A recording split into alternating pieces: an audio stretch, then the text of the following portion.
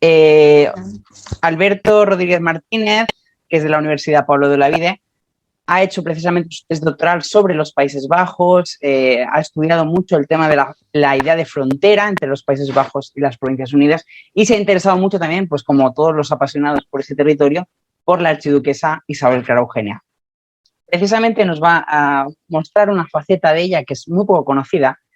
Se ha centrado mucho en la idea de como gobernadora, como archiduquesa y luego gobernadora, pero vamos a ver un tema pues apasionante y muy importante en la edad moderna, que es el tema de la caza, ¿no? Precisamente su ponencia se titula Eres la salvación de Bélgica y la celeste Diana de Brabante, Isabel Clara Eugenia y la caza.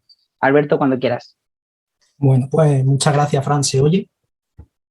Y se ve también la presentación. Todo perfecto, sí. Vale, pues yo quería, antes de nada, hilar con una frase que ha dicho Marcela, que me parece muy interesante, y es el hecho de que la soberanía no es una realidad, sino que la soberanía se construye a través de acciones, a través de imágenes y a través de discursos. Y precisamente por eso creo que en esta presentación pues, vamos a ver un poco cómo se construye esa soberanía en la práctica a partir de la caza. Entonces, antes de nada, quisiera empezar con un fragmento de una obra que se llama Le Portrait de la Santé. Es un estudio sobre la salud que publicó en 1606 Joseph Duchesne, que era el médico del rey Enrique IV de Francia. Y Duchesne dedicó varias páginas a tratar sobre los beneficios del ejercicio físico. Y hacía especial mención a la caza, a la que identificaba como uno de los ejercicios más recomendables para un correcto desarrollo de la constitución física del hombre. Y Duchesne subrayaba que, como había afirmado antiguamente el emperador Alberto I de Austria, la caza tenía que ser considerada como un ejercicio propio de los hombres, igual que la danza tenía que ser lo de las mujeres.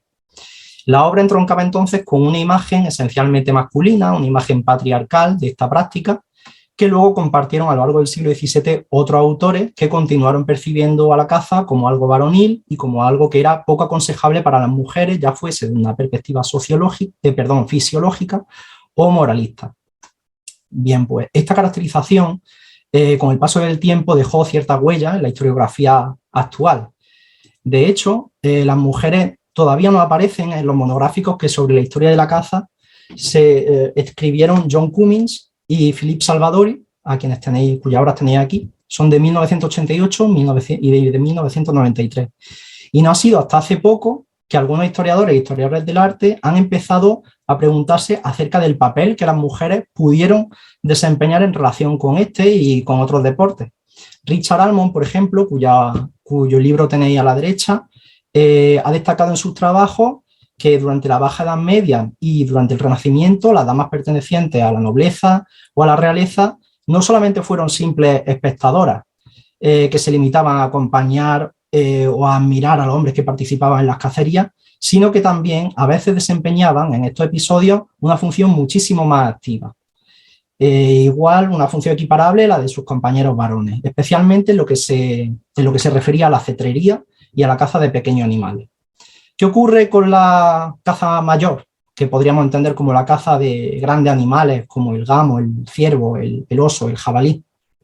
En este caso, aquí sí encontramos unos roles de género bastante más marcados que diferencian entre lo que sería el varón protagonista y la mujer acompañante. Ahora bien, disponemos también de testimonios gráficos que nos muestran a mujeres que toman parte en la caza del ciervo.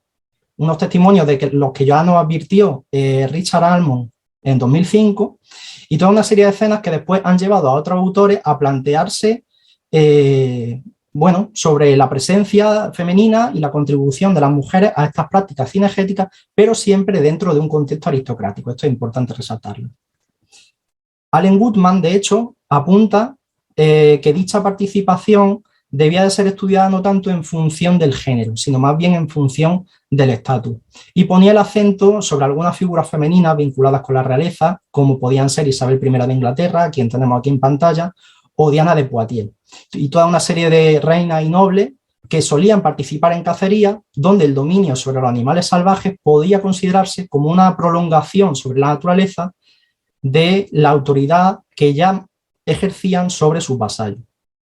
De acuerdo con esta idea, y esto es importante, la historiografía tendría que entender la caza no solamente como una simple afición aristocrática, sino también como un observatorio necesario para el estudio de las dinámicas del poder y del privilegio o bien de la apropiación y el dominio del territorio. Por otro lado, la existencia durante los siglos XVI y XVII de pinturas y grabados en los que estas mujeres aparecen directamente involucradas en cacería o bien retratadas con los atributos de la diosa Diana, como aquí lo hace Isabel I, responde a un deseo de manifestar visualmente la fortaleza, la resolución y, no menos importante, la castidad de estas mujeres. Son virtudes tanto masculinas como femeninas que, de acuerdo con la mentalidad predominante en la época, eran necesarias todas ellas para el buen gobierno, el cual tenía que estar basado en una especie de equilibrio entre el amor y la fuerza.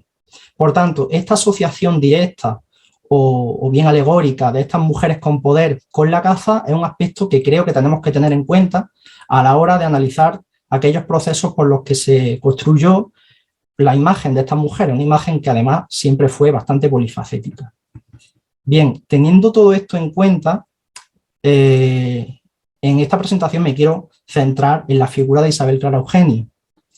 Bueno, hay que decir que, como ya ha avisado Marcela, el número de estudios que hay sobre Isabel Clara Eugenia es bastante elevado. Tenemos los trabajos de Córdula Van Wige, Bárbara Belsel, Magdalena Sánchez, Alicia Esteban Stringana.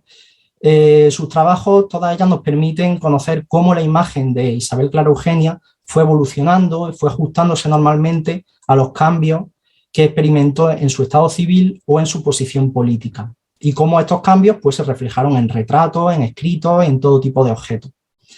En ellos se subrayaban determinadas virtudes que aparentemente caracterizaron a la infanta y que en un momento u otro interesaba resaltar.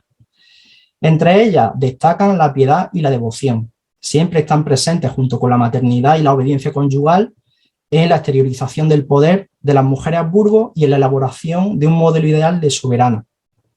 Sabemos que la infanta no tuvo descendencia, por lo tanto, le fue imposible transmitir esa imagen de madre y ejercer ese rol maternal. Sin embargo, sí que habría que destacar otras virtudes y otras actitudes que contribuyeron a reforzar su autoridad en vida y posteriormente, tras su muerte, elevaron su figura. En relación con esto, me gustaría destacar la faceta más activa y mundana de una princesa que prácticamente hasta su vejez tuvo en la caza y en las actividades al aire libre uno de sus principales pasatiempos.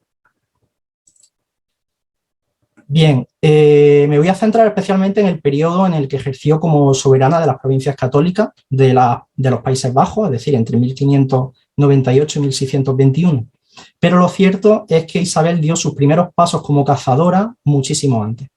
Habría que retrotraerse a sus años de infancia, unos años que fueron testigos de un proceso de aprendizaje en el que estaba incluida su participación en cacería, normalmente acompañada de su padre, de la reina Ana de Austria o bien de su hermano. A estas jornadas que la infanta pasó en Aranjuez y en el Escorial, en la década de 1570 a 1580, hizo referencia 50 años más tarde el flamenco Ericio Puteano, en una obra que escribió en 1634 y que dedicó a la figura de Isabel Clara Eugenia justo un año después de su muerte. Bien, pues según Ericio Puteano, Isabel tenía una especie de carácter espartano y lo que Platón consideraba no tanto como una virtud propia del varón, sino digna del héroe. Y así nuestra Isabel, todavía en su tierna edad y elevando su mente a ocupaciones viriles donde otras solo piensan en juguetes, comenzó a manejar la arma, a tensar el arco, a disparar el arcabuz, a ocuparse de persecuciones y cacería. Nuestra Diana no podía apartarse de su naturaleza, pues había nacido en un bosque. Aquí Puteano, claro, no solamente nos hace referencia a esas actividades teóricamente masculinas, varoniles, sino que también está haciendo referencia al nacimiento, el nacimiento de Isabel Clara Eugenia en Balsaín, en un pabellón de caza que Felipe II mandó construir en el bosque de Segovia y pues según este comentario, de alguna manera, el nacer en un bosque ya predisponía a Isabel Clara Eugenia a ser una buena cazadora durante el resto de su vida. Luego tenemos un escrito anónimo que podríamos fechar en torno a 1587 y que en un tono bastante diferente y un tanto satírico describe el tipo de labores muy poco apropiadas, en opinión del autor, a las que la infanta y sus damas se dedicaban en esos veranos que pasaban en el Escorial. En este escrito el autor dice cómo la señora infanta y las damas pierden allí su hermosura, haciéndoseles las teces ásperas como a pastoras. Las damas, que habían de vestir las galas, hacer recamos, labrar cadenetas, componer perfume, allí se ocupan una en refinar pólvora, otra en sacar polvorín, otra en limpiar la rueda de la escopeta, aquella en fundir balas y perdigones, cuál en trocer cuerdas para la ballesta, cuál en polir gafas, emplumar saetas, para salir de casa como ninfas con su diana, y para quitarle la memoria de casarse, las llevan a la brama de los ciervos. Bien, el tiempo es limitado y no voy a detenerme mucho más en esta etapa española de la archiduquesa, así que voy a saltar directamente a 1598, que es el año en que tuvo lugar su matrimonio con el archiduque Alberto y en el que la pareja se desplazó a su dominio, los Países Bajos, para ser investidos como nuevos soberanos. Su llegada traía a la población de los Países Bajos, de las provincias católicas, nuevas esperanzas, porque veían en los archiduques una garantía para alcanzar la paz que tanto necesitaban, que tanto deseaban, la paz con las Provincias Unidas, y también garantizar el monopolio del catolicismo. Poco después de llegar a su nuevo dominio, los archiduques pusieron en marcha el programa de entradas inaugurales en las principales ciudades de su territorio, donde estos y su comitiva fueron recibidos con arcos de triunfo, con representaciones teatrales y con todo tipo de espectáculos urbanos. Todos estos eran elementos que formaban parte de unas ceremonias por las que el régimen archiducal adquiría legitimidad política, y en ellas volvemos a ver esa identificación de la infanta con la diosa Diana. Por ejemplo, en la entrada que los archiduques hicieron en la ciudad de Amberes en diciembre de 1599. Uno de los arcos que se levantaron para la ocasión, concretamente este que tenía aquí en pantalla, acogía una estatua de Isabel sobre la que podía leerse: «Eres la verdadera salvación de Bélgica y la celeste Diana en Brabante». En la parte inferior del arco, una inscripción recordaba que, al igual que Diana había castigado a los hijos de Níobe y a Eneo, el rey de Calidón, por haber ofendido a la diosa, según la mitología, ahora Isabel tenía la obligación de castigar a los rebeldes neerlandeses por su ofensa a la fe católica. Cuando 2 meses más tarde los archiduques visitaron la ciudad de Lille, pasaron junto a un arco que también mostraba a los dioses Diana y Apolo como benefactores de su matrimonio y de su gobierno, y como reflejo también de las virtudes que estos príncipes tenían. Finalmente, una vez que completaron el itinerario, los archiduques regresaron a Bruselas, donde instalaron su corte, y fue una corte que, de acuerdo con el nuncio Guido Bentivoglio, era excepcional. Según sus palabras, no se puede hallar corte más majestuosa y más alegre que esta en todas las ocasiones que se ofrecen, ya de torneos, ya de cazas, ya de otras recreaciones que se suelen gozar en las casas reales. En lo que se refiere a cacería, estas no tenían lugar normalmente en Bruselas, sino en Marimont. Marimont estaba en la provincia de Hainaut. Allí había un antiguo pabellón de caza construido por orden de María de Hungría, que fue remodelado durante el periodo archiducal. Todos los veranos, normalmente, Alberto e Isabel se trasladaban allí, pues para pasar esos meses y alejarse un poco de sus ocupaciones en Bruselas. Aquí los vemos rodeados de los perros en Marimont, en este cuadro de Jan Bruegel, que nos muestra cómo normalmente iban acompañados por un reducido grupo de servidores o de invitados que de este modo disfrutaban de un acceso privilegiado, un acceso más íntimo y menos formal a los príncipes. Aquí los tenemos. Ay, perdón. Para ganar el favor de estos príncipes, tanto en este como en otros contextos, también se recurría a veces al regalo, como hizo Thomas Edmonds. Cuando Thomas Edmonds volvió en 1609 a Londres, después de haber sido durante años el representante inglés en Bruselas, él, que conocía bastante bien los gustos de Isabel, escribió a su sucesor en el cargo que enviaba 3 galgos irlandeses como regalo para la infanta. Aquí tenéis tanto el despacho de Thomas Edmonds como la respuesta de William Trumbull desde Bruselas, que avisaba, bueno, de que le habían gustado bastante los perros que se le habían enviado. Por tanto, aparte de testimonios gráficos, para conocer la importancia que la caza tenía en la vida cotidiana de Isabel, podemos acudir a cartas de este tipo y especialmente a la correspondencia de la infanta con el duque de Lerma y con su hermano, el rey Felipe III. Por una cuestión de tiempo no puedo detenerme en ellas, pero os animo a que las consultéis. Están incluidas en el volumen que publicó Antonio Rodríguez Villa en 1906 y son bastante accesibles por internet, se encuentran muy rápidamente. Lo que sí os he traído ha sido una lista con distintas cartas en las que Isabel hizo referencia a su participación en cacería y viendo el lugar desde el que fueron escritas, vemos que Marimont no fue el único espacio de retiro que permitió a los archiduques disfrutar del campo. Hay que hablar también de su palacio de Tervuren, al este de Bruselas, que fue una importante residencia de los duques de Brabante desde el siglo XIII, y del palacio de Vinche, donde estuvo la corte de María de Hungría hasta 1554. Bien, es importante decir que la ocupación y la remodelación de estas antiguas residencias palatinas, en las que Alberto e Isabel se instalaban, todo eso formaba parte de una estrategia de autolegitimación por parte de los archiduques, que de esta manera establecían un vínculo con sus predecesores a través de la arquitectura, a través de la ocupación del espacio y a través del ejercicio de la caza en los bosques cercanos, tal y como sus predecesores habían hecho durante siglos. Esa estrategia de autolegitimación también incluía la participación de los archiduques en celebraciones y rituales públicos, como ya hemos visto con el caso de las entradas. El último punto al que voy a hacer referencia es precisamente a la participación de Isabel en el tiro al papagayo que tuvo lugar en Bruselas el 15 de mayo de 1615, que está plasmado en este grabado. Se trataba de una competición que anualmente organizaba el gremio de Bruselas, el gremio de ballesteros de la ciudad, en la que participaban todos sus miembros y que consistía en abatir a un papagayo o pájaro de madera que se colocaba en una de las agujas de la iglesia de Nuestra Señora del Salón. Siguiendo la tradición, la corporación invitó a los archiduques e Isabel tuvo ocasión de probar allí su habilidad con la ballesta, del mismo modo que lo habían hecho a lo largo del siglo XVI algunos de los principales representantes de la nobleza del país, todo hombre, a excepción de María de Hungría, que lo había intentado en mayo de 1537.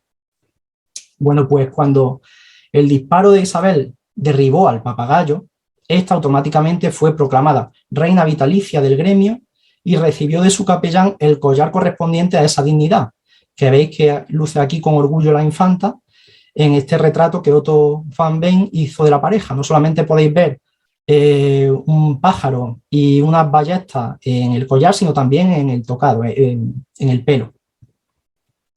Bueno, pues las fiestas en honor de esta reina de los ballesteros duraron 3 días y 2 semanas más tarde tuvo lugar el desfile del Omehang, un desfile que organizaban las corporaciones armadas de la ciudad de Bruselas y que fue representado por Denis van Alslot en una serie de magníficas pinturas. Entre las distintas carrozas, figurantes y animales reales o imaginarios que recorrieron las calles en 1615, hubo muchos elementos que conmemoraban la reciente victoria de la infanta y ensalzaron sus distintas virtudes, toda una muestra de la lealtad y el amor que los vasallos sentían hacia su soberano. Me gustaría destacar una carroza en particular que recreaba a la diosa Diana acompañada de sus ninfas. Sobre la estructura de esta carroza se podía leer: vencida por una fuerza superior, vengo a rendir homenaje. Aparentemente las palabras de la diosa flechadora después de haber sido derrotada por una princesa que había manifestado su puntería, su fortaleza y su castidad. La figura de la infanta, por tanto, se elevaba sobre la diosa, pero no solamente sobre ella, se elevaba también sobre las figuras de aquellas reinas y amazonas de la antigüedad que, de acuerdo con la historia y la mitología, habían sido excelentes cazadoras y habían liderado a su pueblo contra invasiones extranjeras. Aquí vemos representada a Pentesilea, a Tomiris y a Camila, que en señal de respeto y de sumisión aparecen entregando su arma y arrodilladas ante Isabel en su triunfo. Son tres figuras que en la época servían de ejemplo para ilustrar el valor de aquellas mujeres en las que convivían rasgos propios de la feminidad con otros rasgos de la masculinidad.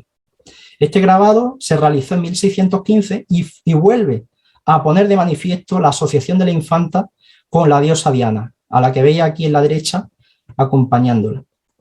Una asociación que, como ya hemos visto, se reflejó en la literatura, se reflejó en las artes plásticas y en los espectáculos urbanos, y que permitía incluir a Isabel en una larga tradición de gobierno femenino que duraba ya más de un siglo en los Países Bajos. Esta no podemos decir que sea una medida que respondiera a una decisión consciente de Isabel o de alguno de sus ministros.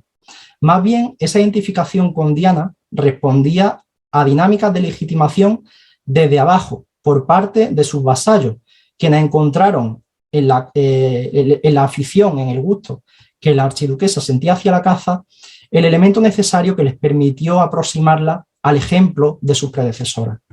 Se ponía así la figura de su soberana por encima de aquellas otras mujeres heroicas y de castas dianas sobre las que también había recaído el gobierno de los Países Bajos, muchas veces en momentos difíciles en los que también tuvieron que hacer frente a revueltas, a conflictos y a negociaciones.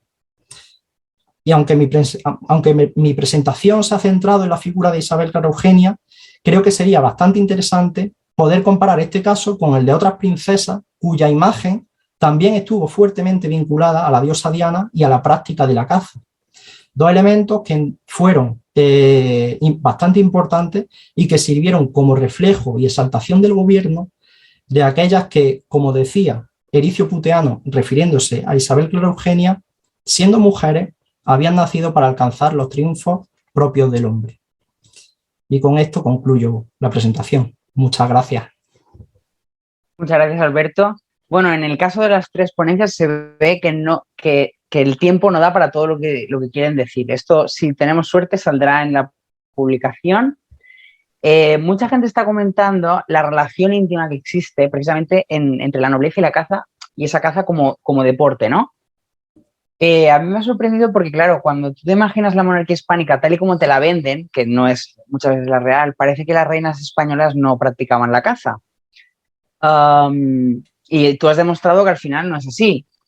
Pero, sin embargo, yo cuando estudiaba a María Luisa de Orleans, hubo muchas críticas hacia ella, porque en Francia sí que existía, o era más evidente, ¿no?, esa presencia de las mujeres en la caza. De hecho, Felipe de Orleans, el padre, se llevaba a su hija cuando era viudo a cazar. Era por el tema del embarazo, que parecía contraproducente montar a caballo. Yo no sé si has visto alguna crítica o has visto algún comentario. También la situación de Isabel Clara Eugenia no es la de una reina consorte al uso. Entonces, mi pregunta era pues si has visto algún detalle, alguna referencia, o realmente la apoyaban a que practicara esta actividad. Bueno, crítica, hay algunos comentarios como el que mostraba antes de este autor que hacía referencia a lo poco femenino que era su comportamiento en el Escorial. Y luego sí es verdad que con relación a la fecundidad hay muchísimas críticas, no solamente, bueno, hacia Isabel Clara Eugenia no he encontrado ninguna, pero sí hacia María de Hungría, que cuando todavía es joven, un embajador veneciano que está en Viena ya habla de que María de Hungría pues, le encanta montar a caballo y que claro, que si al final sigue con ese tipo de comportamiento, de actividades, al final eso va a impedir que tenga hijos, seguramente. Hay un discurso que al final asocia todas estas actividades a la imposibilidad de procrear, que para muchos seguía siendo la principal función de las mujeres. Y sí que existe. Bueno, Ana Moreno comenta que María de Hungría era la mejor. Es la figura que nos ha faltado y lo hemos intentado, ¿eh? Alberto sabe que hemos intentado buscar... Hay que decir que lo hemos intentado con todos los esfuerzos que estaban a nuestro alcance y no ha sido posible. Pero sí, la verdad es que María de Hungría aparece una y otra vez y es siempre una referencia a tener en cuenta. Efectivamente.